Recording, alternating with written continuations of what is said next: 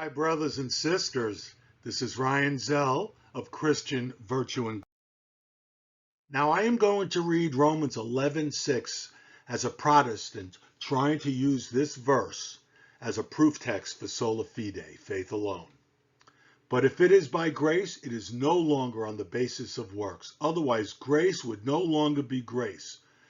Brothers and sisters, we agree with this scripture. We agree wholeheartedly.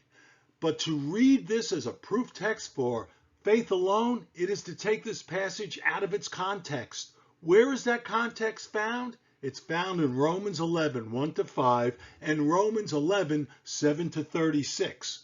For our purposes, Romans 11, 1-5 will show why this passage is anything but a proof text for faith alone, aka sola fide. In fact, verse 11:7 is giving us that answer to verse 6. But before we get into this, let's go on to read Romans 11, 1-5. Here is the context of Romans 11:6, which I said starts in 11, 1-5.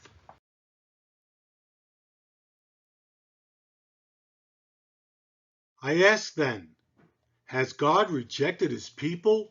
By no means. I myself am an Israelite, a descendant of Abraham, a member of the tribe of Benjamin. God has not rejected his people whom he foreknew. Do you not know what the scripture says of Elijah, how he pleads with God against Israel?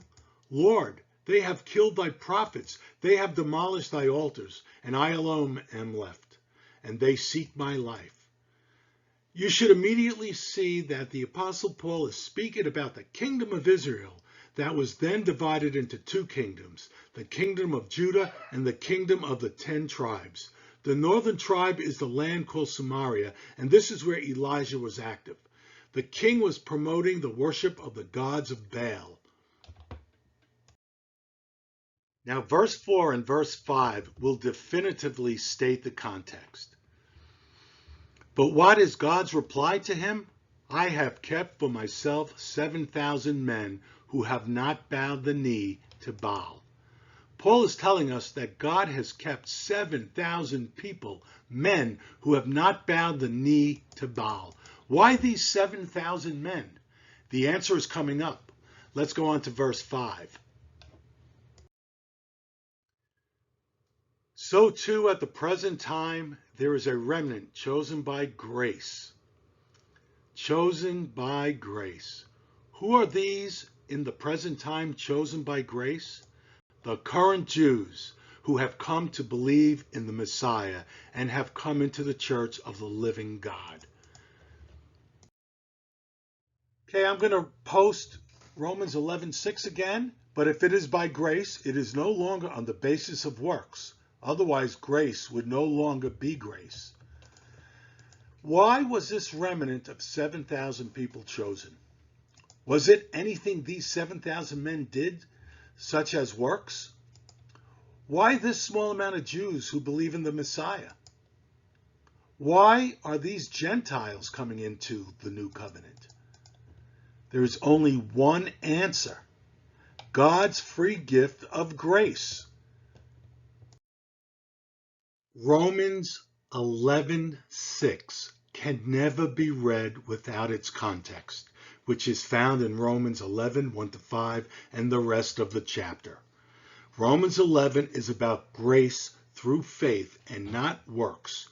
The remnant of 7,000 men were chosen by grace and nothing else. And we are also chosen by grace and not on the basis of our works. A quick look at Romans 11:7 confirms that we are called by grace and not works or anything else we could ever do. This is why no Christian can ever boast, because it is all grace and not of ourselves. When we hear the gospel, which is God's grace, and respond to his gospel, which is by grace through faith, then we have been elected. Can we lose our election? Sure. Anyone can see this by reading the parable of the sower or the wedding guest who didn't wear the right garment. And right here in Romans 11:17 and forwards as well, that will be another subject for another video. The heterodox use Romans 11:6 as a proof text. Well, the main reason is that's the works righteousness fallacy, because they were preconditioned to believe in justification by faith alone. If Catholics don't believe in faith alone, then Catholics believe in justification by works. Brothers and sisters, this is completely and totally untrue. We believe in a living faith. A faith that justifies us must be a living faith as opposed to a dead faith. Protestants have a false understanding of the ancient Catholic Church's doctrine of justification.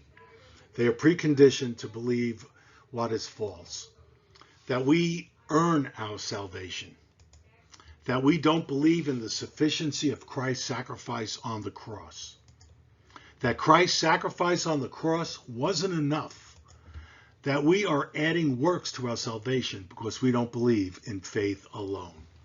Nothing can be further from the truth. We believe that we are justified by a living faith, and that faith must be conjoined to agape. If you like this video, please click the like button and consider subscribing to Christian Virtue and Grace. If you do not agree with this video, please give us a comment as to why you do not agree with this content, and we will address it. God bless you all.